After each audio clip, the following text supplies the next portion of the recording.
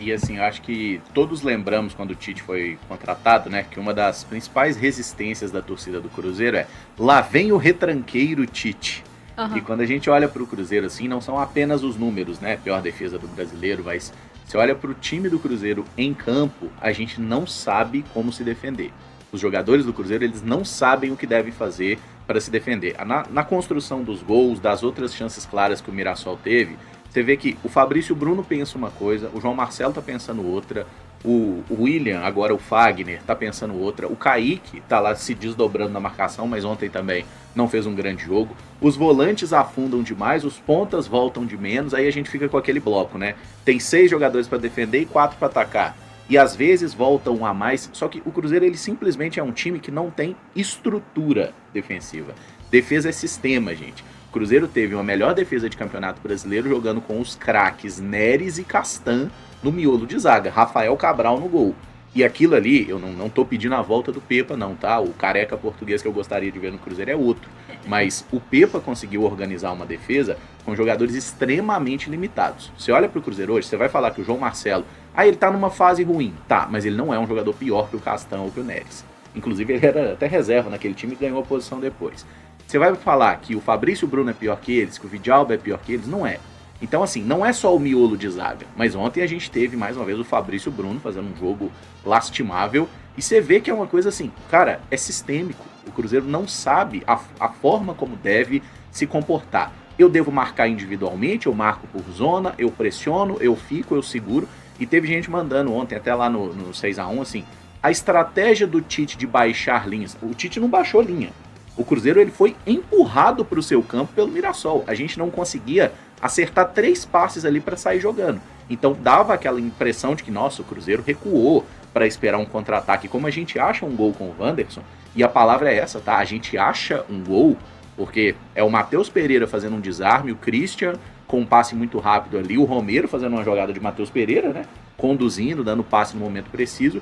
E o Wanderson, nós desperdiçamos um gol do Wanderson. Um evento raríssimo, que é gol do Wanderson, ele marcou o gol. E se vocês olharem a postura do zagueiro do Mirassol, todo zagueiro naquele lance fecha o bate. O zagueiro do Mirassol não fechou por um motivo muito simples. É o Wanderson, ele não vai chutar. Ele vai tentar cortar para dentro, ele vai tentar me driblar. A hora que o Wanderson chutou, o zagueiro não entendeu, o Walter não entendeu, a gente não entendeu, a rede balançou e a gente falou, mas pode fazer gol o Wanderson? Pode. Aparentemente pode. Beleza. Você tem 1-0 no placar nesse jogo, é hora de organizar. Não teve a pausinha para a hidratação, agora uma regra. Gente, organiza e fala assim, rapaziada, nós estamos fisicamente moído. Sim, o Cruzeiro está fisicamente desgastado. A gente pode falar se é culpa da preparação física ou só da sequência, mas o Cruzeiro está fisicamente moído? Tá.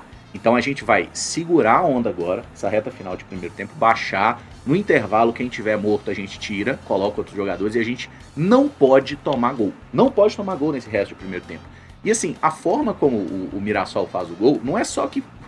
Gente, o cara finalizou uma vez, o Cássio defendeu. Aí no rebote, o Cássio defende de novo, a bola ultrapassou a linha, nenhuma polêmica de arbitragem no lance, mas é a mesma jogada que tinha acontecido no primeiro minuto. O jogador finaliza, o Cássio defende, a bola volta. Quer dizer, além dos nossos jogadores marcarem mal quando vem o cruzamento, eles não estão atentos ao rebote. Então, assim, o nosso sistema defensivo, ele tem as culpas coletivas, ele tem a culpa de cada jogador ali, e tem a questão do técnico. Assim como a Rafa falou, eu não consigo olhar para esse time do Cruzeiro e falar, a gente está evoluindo. Não está evoluindo. O Cruzeiro ele está estagnado.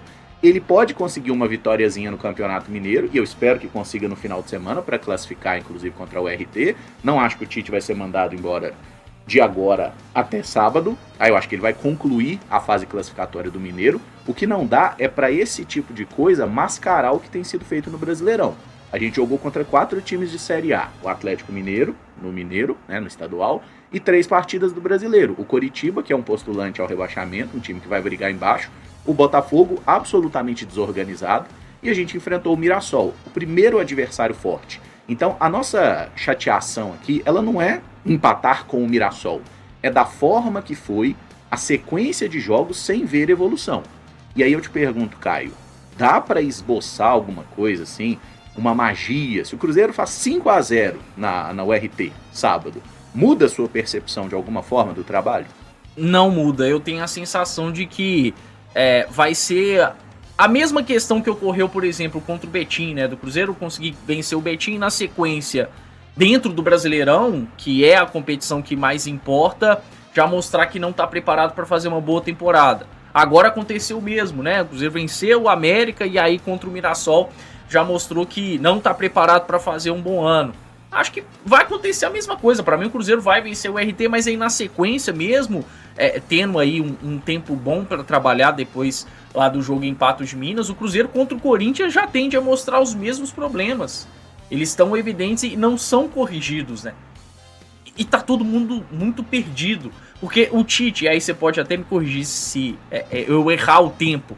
Eu me lembro que em uma coletiva, e se eu não me engano foi depois do jogo contra o Betim, o Tite meio que admite um erro de não ter dado ritmo aos titulares, certo? Depois do jogo contra o Betim.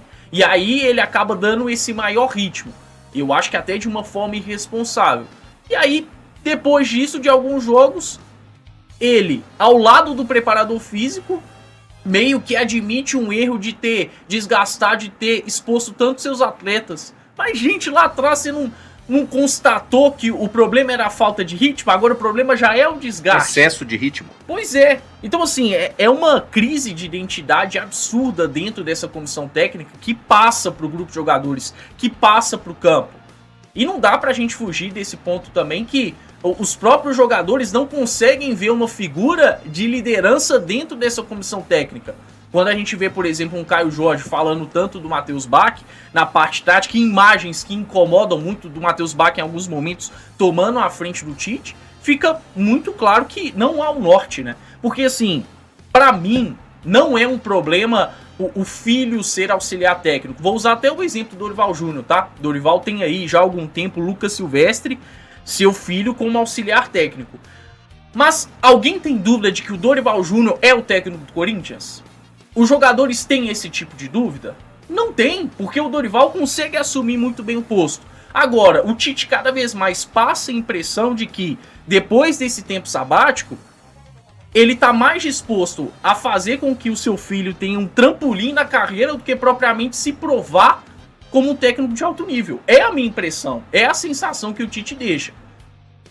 E aí ele poderia ter deixado isso mais claro para a diretoria do Cruzeiro. Olha, agora o meu objetivo é fazer do meu filho um treinador, um protagonista. Porque aí o Cruzeiro poderia muito bem rever o fato de ter fechado com o Tite. E aí, assim, se a gente tá vendo hoje no Cruzeiro um Matheus Bach sendo testado como treinador, pelo amor de Deus, né? O Cruzeiro é muito grande, esse projeto é muito grande para contar aí com um auxiliar técnico que tá querendo se fazer treinador no Cruzeiro e que não tem o menor preparo para isso, nem emocional. Ele já mostrou até inúmeras vezes com o próprio Tite. Ele pode vir a ser um grande treinador, mas o Cruzeiro não pode ser usado para isso. Então, não tem o norte. O Cruzeiro não tem estratégia, não tem identidade, não tem liderança, não tem um técnico para além da nomenclatura. Tem um auxiliar técnico que mais parece técnico do que o que é nomeado, que é o Tite. A gente vai acreditar no quê? Tem como acreditar em um Cruzeiro campeão no fim do ano desse jeito? Pra mim, definitivamente, não tem como. Desculpa. Não, só porque eu lembrei de uma coisa. No ano passado, o treinador que estava aqui no Cruzeiro, eu me lembro de uma frase dele em uma das coletivas que ele fala assim: a responsabilidade de tudo que acontece nesse grupo é minha. Técnica, tática, física, psicológica. E eu não consigo enxergar essa postura no treinador atual do Cruzeiro. Inclusive porque no momento que precisa se justificar, leva o auxiliar, né? Leva o preparador físico para dar entrevista junto. Então, Caio foi perfeito nessa análise, que eu acho que o torcedor tem falado muito a respeito disso, né? Quem é o treinador do Cruzeiro, de fato? Porque a sensação que passa na beira do campo é que quem tá dando as instruções e quem de fato é o treinador do Cruzeiro não é o Tite. E aí, se for para fazer uma aposta, né, num treinador jovem, talvez o Cruzeiro escolheria um outro nome. Acho que o nome do Tite veio... Até porque o Matheus não é treinador. Vamos colocar isso de forma bem clara. Se ele tem desejo de ser treinador, eu nunca vi entrevista falando. Eu imagino que tenha, né? Porque quem tá trabalhando no futebol tem esse objetivo, mas ele não é treinador. Ele não treinou nada. Então, assim, eu entendo o nepotismo no futebol como algo até bem comum aqui no Brasil, né? Sim. Claro. É Tite Titinho, Cuca Cuquinha, é família Dias, né? Tem o exemplo do Dorival que você já citou, inclusive mais até exemplos ruins do que bons, né? Mas assim, é uma coisa que a gente já se acostumou a ver agora. Ele não é treinador de nada, ele nunca treinou nada. E se ele quer ter uma carreira como treinador, beleza, amigão. Pega lá o time de terceira divisão do Mineiro e começa a sua carreira. Assim como Faz o Tite começou, né? Exatamente. Pega lá os times do interior gaúcho e vai subindo, igual o Tite. Uma das primeiras, acho que a primeira vez que o Tite cruzou o caminho do Cruzeiro foi tomando um 6-1 na Copa do Brasil pelo Caxias, em 2000. Naquela campanha que o Cruzeiro foi campeão. Ele era o técnico, ele até lembrou disso naquele programa da ESPN que tinha o Sorin como apresentador, que o Sorin estava no jogo. Então assim, um dos primeiros momentos foi esse.